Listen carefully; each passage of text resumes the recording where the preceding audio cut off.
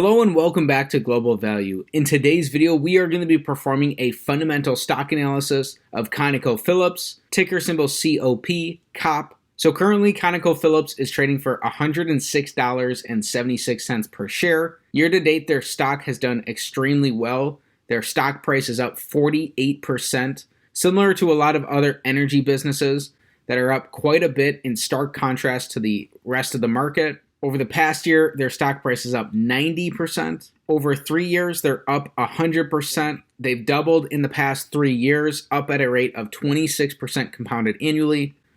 Over 5 years, they're up at 19% compounded annually. Over 10 years, they're up at a rate of about 6.5% compounded annually.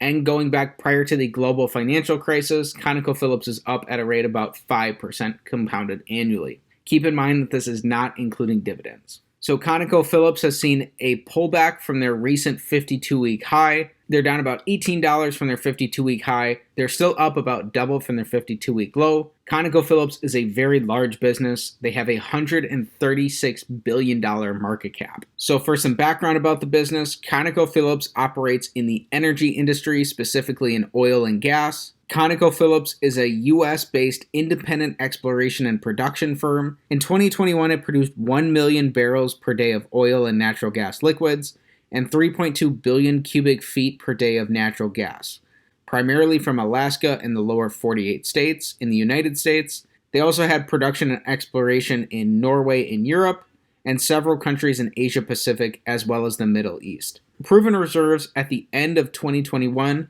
were 6.1 billion barrels of oil equivalent. ConocoPhillips was founded in 1917 and is headquartered in Houston, Texas. So for our fundamental analysis today, we are going to be performing the Select 6 analysis, taking a checklist approach of 6 standard financial metrics to come to a holistic and beginning understanding of ConocoPhillips based off of their business fundamentals. So this analysis is still a work in progress, and it's an opportunity to learn in public. I'm especially interested in learning about energy and oil businesses right now, in part because we've seen some interest by Warren Buffett in these businesses through his recent purchases of Chevron and Occidental Petroleum, as well as there looks like there's a lot of potential in these other energy businesses. So with that said, let's get right into our analysis. Starting off with metric number 1, we want their average return on capital over the last 5 years to be above 14%. So the average business in the stock market has about a 7% return on capital.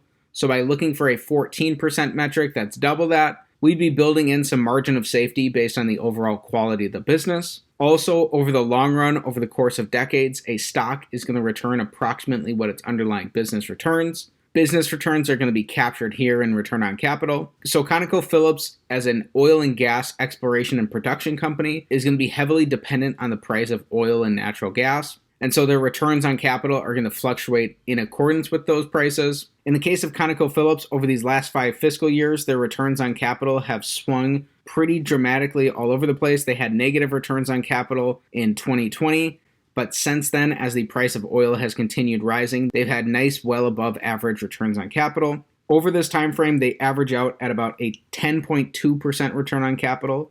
So this is going to be an X as it's below that 14% metric we're looking for. However, it is worth noting that in their last 12 months, ConocoPhillips is currently earning about a 31% return on capital. So that is more than 4 times better than the average business in the market. And so if they're able to continue returns on capital like this, that would bode extremely well for the business moving forward. Metric number 2, we want their revenues, net incomes, and free cash flows to have grown over the last 5 years. Here, this is taking a high-level look at the cash coming into the business. So this metric is all or nothing in nature. Either all 3 of these are up for a check, or if even one of these is down, this is going to be an X. So over the last 5 years, all 3 of these have actually been up.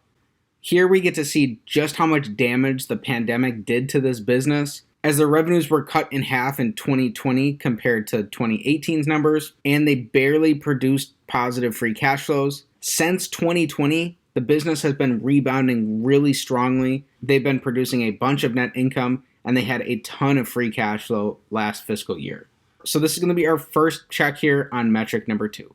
Metric number 3, we're looking for earnings per share growth over the last 5 years. Their earnings are going to be heavily dependent again on the price of oil, as this is a commodity business. They had a rough time in 2020. Here we can also see that their earnings per share are going up at a rate that is slightly lower than what their earnings have gone up at the same time. That is going to cue us into the fact that ConocoPhillips has had some shareholder dilution over this time frame.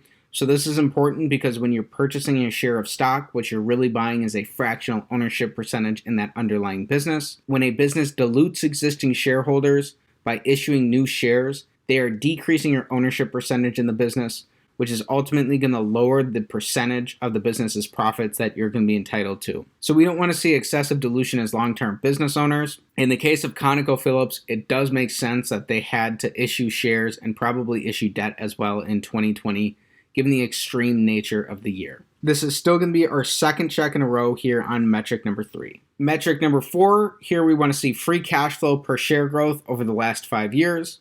Over the long run, both earnings and cash flows from a business should be about even. It could potentially be a sign of fraud if there are big differences here over the course of 10 plus years. However, it doesn't look like there are these major warning signs here with ConocoPhillips. One nice thing is that even though their earnings have fluctuated quite a bit over this time frame, they've actually been able to generate positive free cash flows per share in all 5 years, even though it was very minuscule in 2020. It is good to see that the business never went negative in terms of its free cash flows. So over this time frame, they've more than quadrupled their free cash flows per share from $2.04 in 2017 up to $8.81 in 2021. So this is a big check here on metric number 4.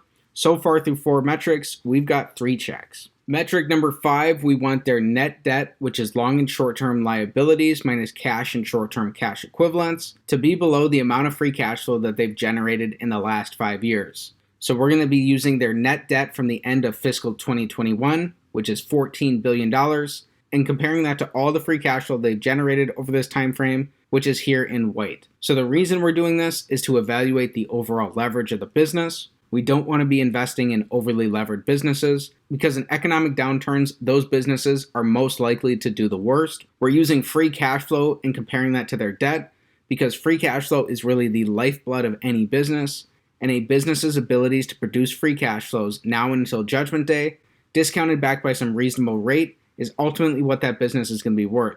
So a business can use free cash flows to make acquisitions, reinvest back into the business, pay dividends, buy back shares, or pay down debt.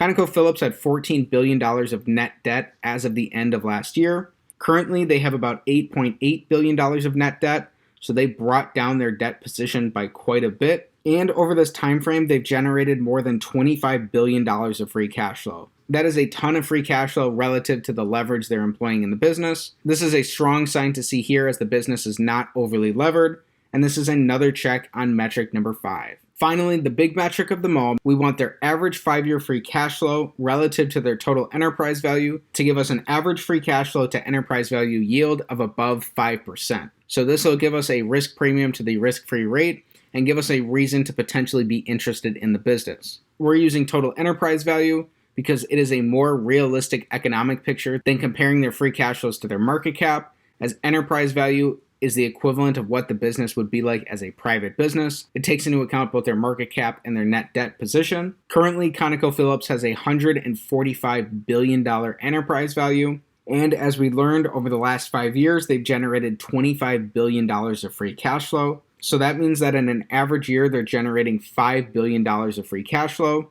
When we divide their $5 billion of average free cash flow by their $145 billion enterprise value, that gives us an average free cash flow to enterprise value yield of about 3.5%. So this is under that metric we were looking for, and this is going to be an X here on metric number 6. However, one thing to make note of is that in the last 12 months, ConocoPhillips has generated $15.7 billion of free cash flow. So if we were using their last 12 months of free cash flow relative to their enterprise value yield, so again, dividing their $15.7 billion of last 12 months of free cash flow by their $145 billion enterprise value, that gives us a free cash flow to enterprise value yield of about 10.8%. So their current free cash flow yield is massively above what their average 5-year free cash flow yield has been. That certainly gives us a more realistic picture of what the business is looking like with the current higher price of oil. So as a commodities business, ConocoPhillips is going to be heavily dependent on the price of oil and natural gas going forward for both their returns on capital as well as their free cash flows. But if these prices stay high and they stay at the level they're currently at, it looks like ConocoPhillips is giving out quite the yield right now. I'm no commodities expert, especially when it comes to oil and gas. I have no idea what the price of either of those commodities are going to do over the long run. But if you're able to learn more about the business and you have some sort of insight into that, ConocoPhillips does look pretty interesting given its valuation today, even despite their huge recent run-up. Here we're taking a look at ConocoPhillips' dividend profile. Currently they have a 1.7% dividend yield, which is just a little bit better than the S&P 500 right now. So ConocoPhillips has raised their dividends per share in each of the last 5 years. In 4 out of these 5 years, they were able to comfortably support their dividends based off of their free cash flows, especially in the most recent year. They were paying out less than 25% of their cash flows as dividends. Given the huge impact of the pandemic in 2020, they did have troubles there, as they paid out quite a bit more in dividends than they brought in cash flows. So while that isn't ideal, given the fact that they've rebounded so strongly and that they were highly cash flow generative in these prior years,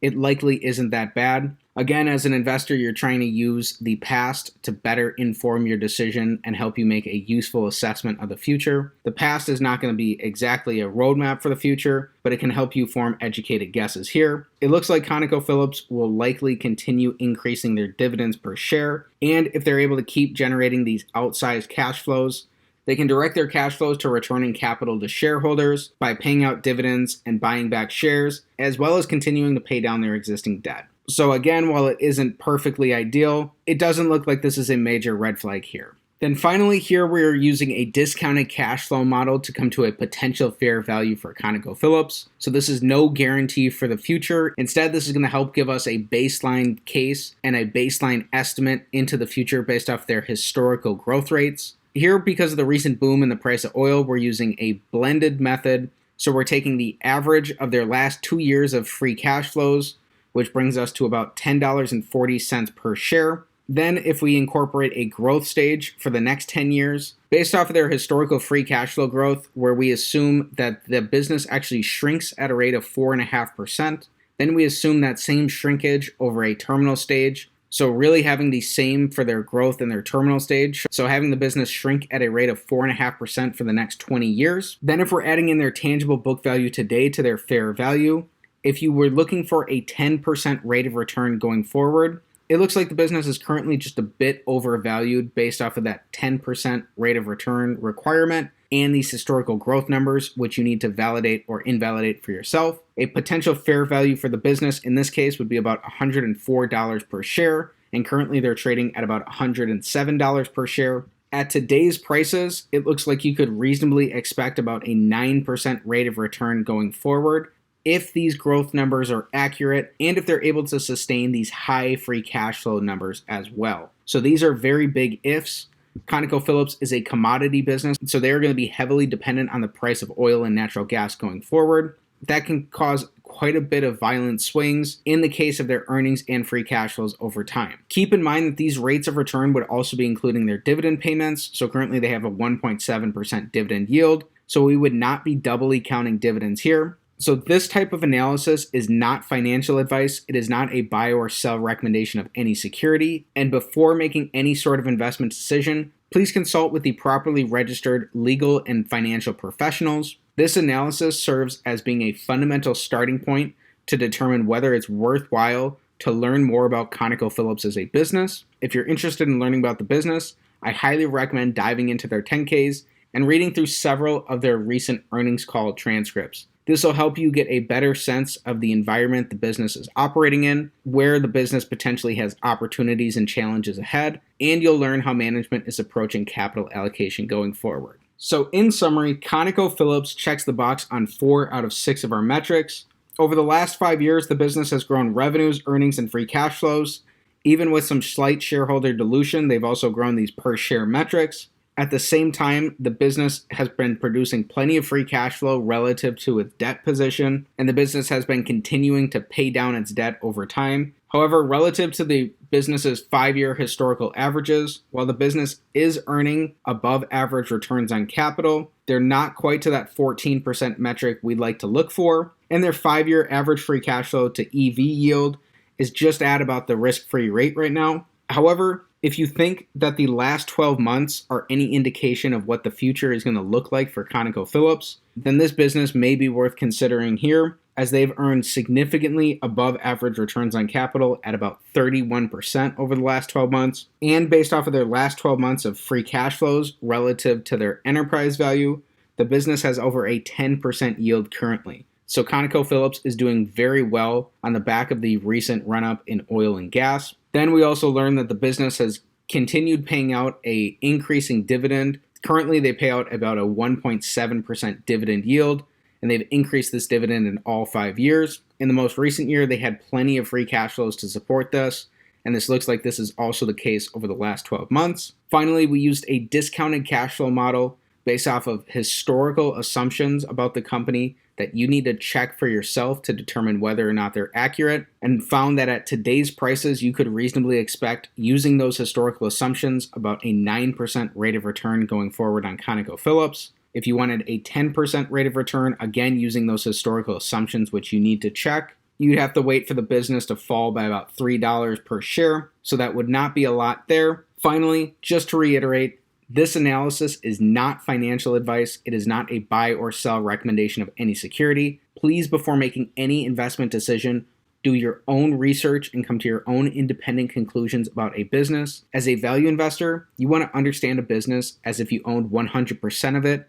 and you can truly understand all of its ins and outs and understand the essence of the business overall. And finally, before making any investment decision, please consult with the properly licensed and registered financial and legal professionals. So with that said, that's it for today's fundamental stock analysis of ConocoPhillips, ticker symbol COP, COP. If you enjoyed today's video, please be sure to like the video, subscribe to the channel for more stock analysis videos, and comment down below what business you want me to take a look at next time. I'd be happy to check out some more oil and gas companies, so just let me know. Thanks for learning about ConocoPhillips with me today, and have a great day.